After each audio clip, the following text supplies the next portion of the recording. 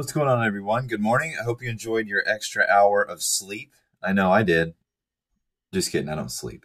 Anyways, let's talk about strategic fails in the U.S. equity markets. And we're talking about fails to deliver and some strategies that are used and some loopholes that are used by market makers. And we'll talk about costs to borrow and what makes a stock hard to borrow, what makes it expensive to borrow, what makes it inexpensive to borrow, typically. Let's go ahead and take a look. So abstract, I'll link this paper down below. Sellers of U.S. equities who have not provided shares by the third day after the transaction are said to have failed to deliver the shares. The findings suggest that many firms allow others to fail strategically simply because they are unwilling to earn a reputation for forcing delivery and hope to receive quid pro quo for their own strategic fails. Now, quid pro quo is a favor or advantage granted or expected in return for something. The implications of these findings for short sale constraints, short interest, liquidity, price volatility, and options listing in the context of the recently adopted Securities and Exchange Commission regulations show. In U.S. equity markets, sellers are required to deliver shares in return for payment by the third day following the transaction, i.e. T plus 2. Or it was T plus 3, but it got moved up to T plus 2 in 2017. So that should have said by the second day. Now, most trades are cleared and settled through the NSCC, or the National Securities Clearing Corporation, using a multilateral netting operation called the Continuous Net Settlement System, or CNS system. Many broker-dealers are either clearing members of NSCC or negotiate arrangements to clear through NSCC clearing. Shares that are not delivered by T plus 3, it should say T plus 2, are called fails to deliver, or fails. At the close of delivery processing each day, the NSCC determines any failure to deliver and matching failure to receive position, if it exists, for each issue for each clearing member. Any clearing member with a failure to receive position has the option of notifying the NSCC that it wants to try to force delivery of buy-in, some or all of that position. The NSCC then notifies clearing members with failed to deliver positions in that security by sending retransmittal notices.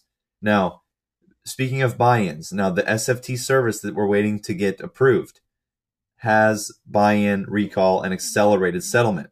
So this is why I firmly believe the SFT service is going to be the key. Now, the NSCC prioritizes notification according to the age of the failure to delivery position. Members with the oldest fail receive the transmittal notices.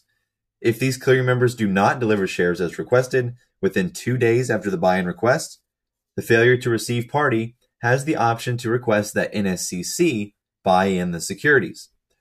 The NSCC then executes the buy-in order to purchase the shares and passes any loss on to the parties that failed to deliver. Using fails and buy-in data from one major options market maker for the period of 1998 to 1999, they find that the market maker failed to deliver all or at least portion of the shares in 69,063 transactions. The market maker was bought in only 86 of these positions, which accounts for 0.12%. Now, here's a before and after picture of pre-regulation show and post-regulation show, comparison of locate, delivery, and closeout requirements.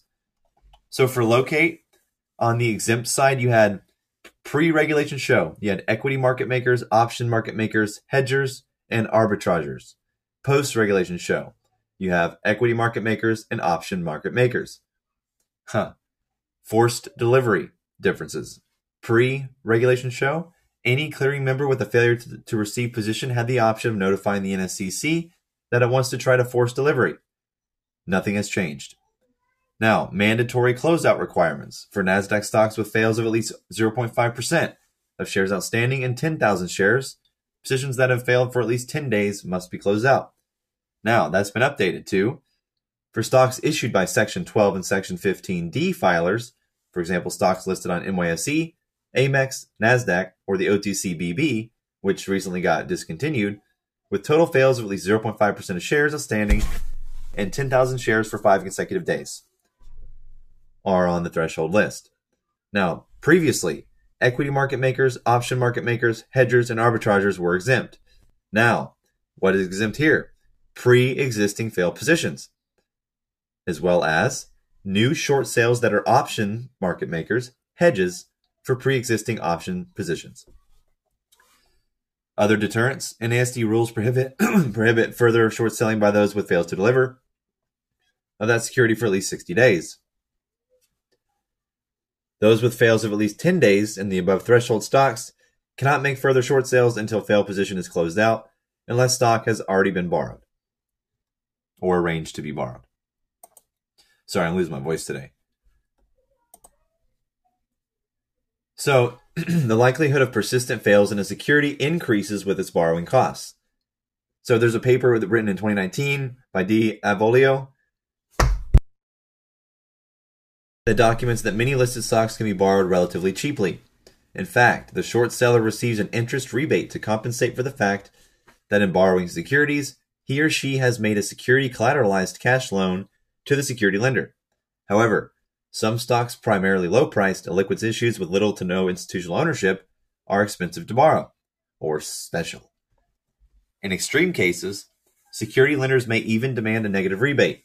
Evans et al., written in 2003, notes that failing to deliver shares is economically equivalent to borrowing shares at a zero rebate rate.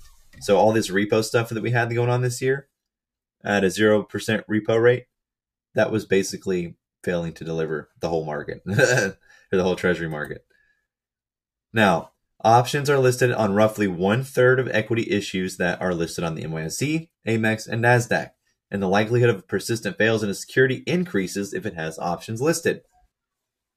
Options market makers may maintain short stock positions for longer periods than equity market makers. Thus, strategic fails by options market makers may make stocks with options listing more likely to experience persistent fails. The likelihood of persistent fails in a security increases with illiquidity. As noted by the Knight Trading Group, equity market makers may take months to cover short positions in illiquid stocks. Factors making stocks expensive or hard to borrow.